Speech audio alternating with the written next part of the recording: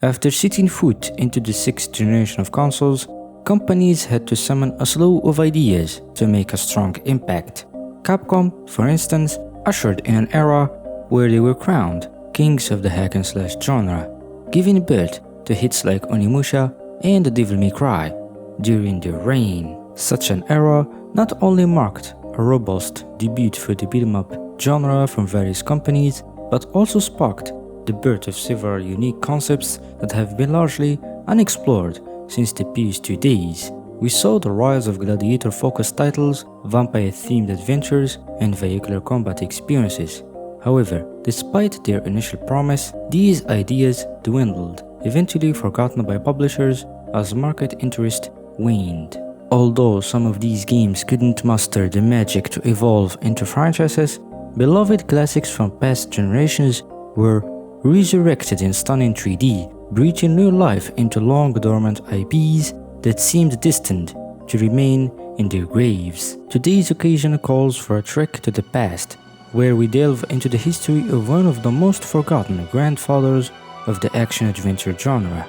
Enter Rygar, the legendary adventure, also known as Argos no Senshi in Japan. This is the untold history of Rygar and the sequel that never was.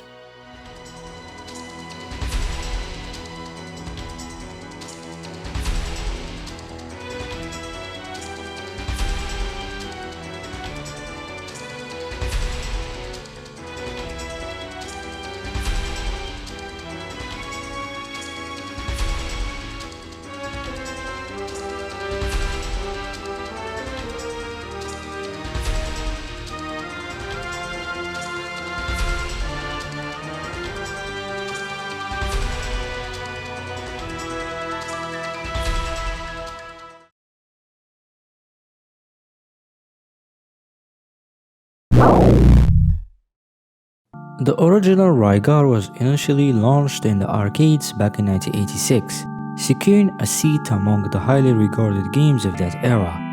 Its success led Tecmo to port Rygar to various consoles, including the NES, Atari Jaguar, Lynx, and others. But despite its positive performance both commercially and critically back then, Rygar never received a sequel. Things remained that way for a very long time, until the birth of a specific console, the PS2.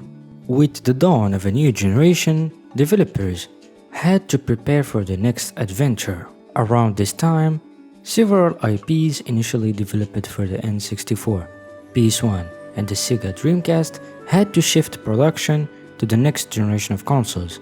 Titles like Resident Evil 0, Onimusha, Soul Reaver 2, and Echo come to mind. Such an influential force as Tecmo wasn't content to linger in the shadows. Thus, they seized the opportunity and the push for 3D began. The first step was the next generation of Ninja Gaiden, which was originally planned for the Sega Naomi, then the Dreamcast, and later pushed to the PS2, eventually releasing as an exclusive for the Xbox.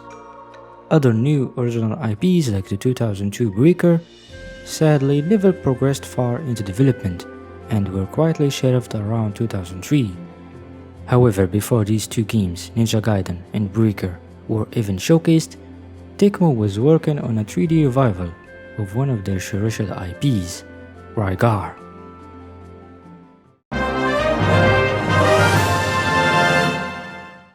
Once work on certain projects was wrapped up, Yoshihiro Okamoto, one of the main planners behind Unison and Monster Rancher 3, was called to work on a remake of Rygar. According to data I gathered online, planning for the game began just a few weeks before the launch of Monster Rancher 3. The idea of reviving Rygar was originally pitched by Satoshi Kanimatsu, who was inspired during a trip to Greece. After reflecting on the remains of ancient Rome in Greece, Kanimatsu decided the time had come for a 3D Rygar game. Following further planning, he moved forward with the idea, and the rest is history. At this point, Tecmo was secretly working on the game, unbeknownst to anyone. That wasn't until January 2002 when GameSpot.com reported that Tecmo was hard at work on a new Ninja Gaiden and Rygar port rumored for the Xbox. At the time, the Tecmo representative said that the company was indeed working on a new action game, but the official title and targeted platform had not been announced. A few months later, on May 23, 2002, GameSpot covered Rygar's announcement at Tecmo's E3 booth in one of their articles. The blog post highlighted Satoshi Kanematsu's role as the main representative of the game, detailing his explanation of the gameplay, premise, and some of Rygar's level design. Upon further reading, the article did not include any images or videos of Rygar to support the article. However, IGN were the winners here. Not only did they make an article about Rygar, but they also gave us a glimpse at the Tokyo Game Show held on September 25, 2003. IGN took pictures of several booths including Tecmo's booth, where you can see Rygar aka Argus and Senshi from the distance.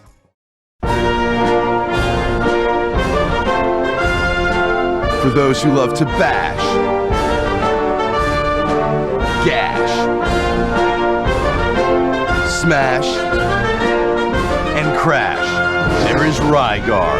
Unleash your devastating disc armor for a Greco-Roman reality break. Rygar, the joy of destruction. Rated T for T. Tecmo, 100% games. To resurrect Rygar from the arcade's grave and propel it into the spotlight of the 6th generation of consoles, the developers poured their heart and soul into the level design, breathing new life into the world of Rygar with the most imaginative and vivid vision possible. In their pursuit to perfect the world of Rygar, Satoshi Kanematsu and Yoshifuro Okamoto, one of the key figures behind the game, took group trips to parts of Europe like Greece, Rome, and Pompeii for inspiration. The source of inspiration for this game has multiple origins. I personally enjoyed studying the history of Western civilization and so on. I've gone on many soul-searching trips to the countries in Europe with my favorite guitar. Personal experiences like playing my guitar in front of places like the Pantheon in Athens during sunset and midnight jam sessions in Rome have stimulated my creativity. I also have quite an impressive group of guys working with me. In my development team, there are guys who work on excavation projects in Rome and Pompeii. Upon returning from their trip to Europe, remains from ancient Greece and the Roman Empire were used as a reference to help design the world. A set of software like 3ds Max was used to develop the stages and character models. The character models were then converted into Tecmo's original format and imported into Soft Image 3D to animate them. Other tools like Photoshop were also used to edit model textures and polish the end product. Rygar's remake encompassed all the elements that made the original game a blast. Rygar can now destroy anything in his path by hurling his yo-yo like a gauntlet around, jump from one place to another, execute powerful attacks, and even summon deities from the heavens with the help of his formidable weapon, the Disc Armor. Unlike ordinary weapons in many video games, Rygar's Disc Armor offered multiple uses. This unique weapon could obliterate obstacles, clear paths, grab enemies then launch them away, and even help the player reach otherwise inaccessible locations. The Disc Armor is a special weapon, and only Rygar can harness its full potential.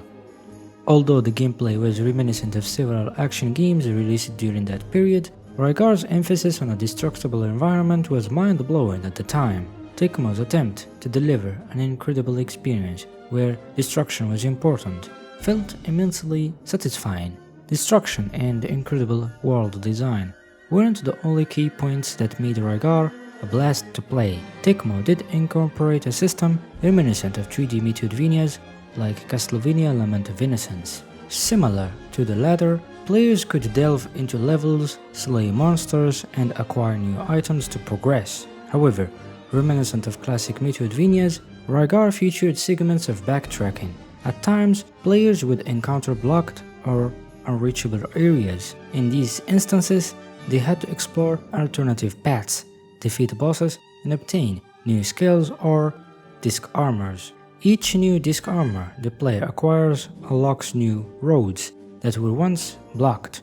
This is where the disc armor truly shines, serving not only as a formidable weapon of destruction, but also as a key. Rygar the Legendary Adventure's story drew extensively from Greek and Roman mythology, incorporating familiar figures, monsters, and legends to shape the game's world and narrative. While it's true that the developers borrowed heavily from these two mythologies, they also sought inspiration from other sources. I also have to give credit to some of the movies like Clash of the Titans, Ben-Hur, The Ten Commandments, Jason and the Argonauts, and so on. Additionally, according to Rygar's official website, the movie Gladiator also played a significant role in inspiring the game's development. By combining all these elements together, Rygar was reborn in 3D, featuring stunning artwork, immersive sound design, and visuals that were impressive for 2002. To promote the revival of a legendary icon from the arcades, Tecmo made several print ads and TV commercials. Similar to Gacht's involvement with Bujingai, Rygar the Legendary Adventure received almost the same treatment. English operatic pop soprano singer Isobel Cooper was involved with the game. First, she performed the Indian theme of the game titled Wish. Second, she portrayed Princess Harmonia, whom Rygar must rescue. Third, her face adorned the soundtrack CD album of the game. Whether these tactics proved efficient in helping push sales or not will be revealed in the next chapter.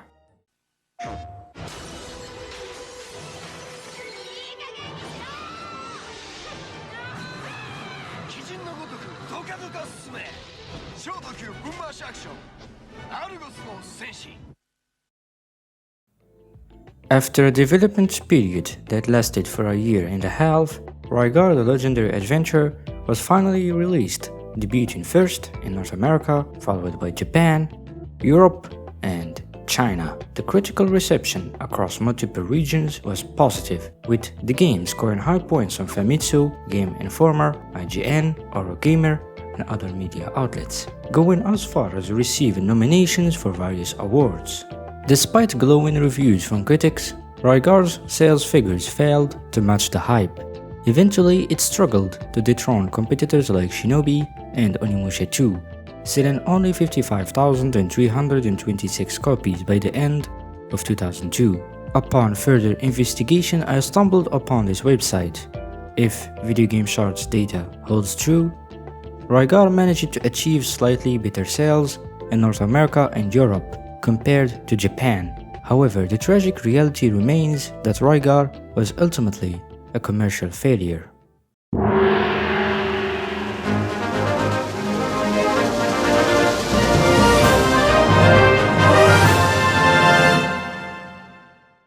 Rygar's launch ignited a blaze of questions. Did it do well among critics? Did it sell well? Did anyone enjoy it? These burning inquiries have already been extinguished in the previous chapter. There was, however, a fourth question that lingered in the shadows. Was there even an ounce of a chance for a Rygar sequel? Yes, there was.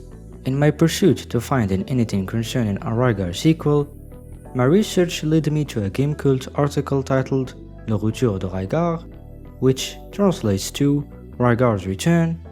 The article was a regular PR summary of a segment of IGN write-up, speaking about many rumors thrown into one page.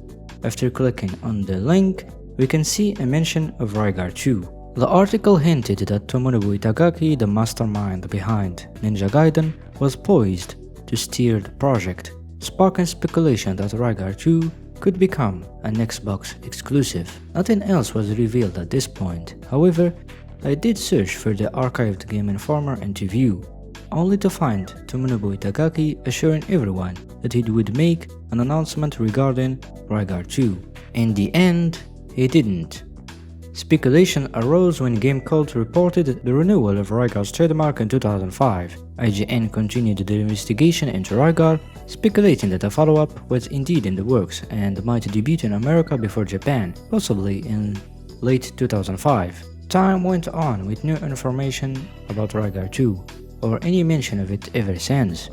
According to speculations from several Japanese websites, Rygar 2 was ultimately shelved due to many reasons. Poor sales of Rygar, Ninja Gaiden was the top priority as key members like Yoshifuro Okamoto ended up joining Team Ninja, hence Rygar 2 was shelved.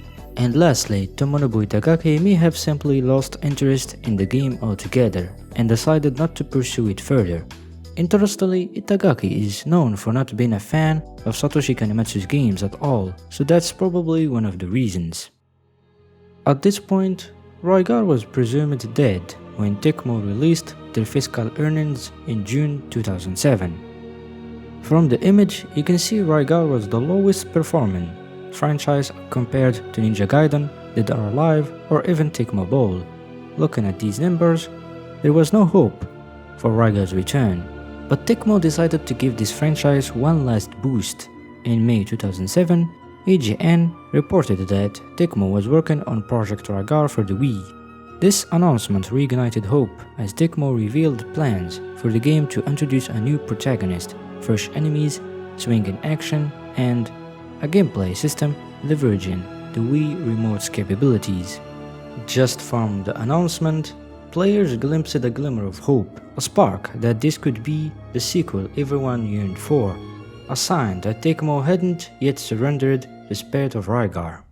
All that hope was shattered when gameplay footage began to surface on the internet. It turned out to be merely a replica of the original PS2 game, adorned with a few alterations. Among them was Rygar's new, peculiar character design, a jarring anomaly that failed to harmonize with the Roman Greek mythology ambience crafted by the original game. The decision to change Rygar from its original gladiator-inspired design to an anime-influenced character remained an enigma, leaving everyone questioning why it had morphed into something reminiscent of a figure from a shampoo commercial where the hair has more plot development than the character. I should clarify that none of the members who worked on the original game had any involvement with this Rygar port. Instead, the work fell to Team Tachion, who had handled only 3 projects before being silently shut down. Rygar would eventually be released on the Wii as Rygar the Battle of Argus in North America and Europe, and Argus no Senshi Muscle Impact in Japan. But how did the game perform compared to the original?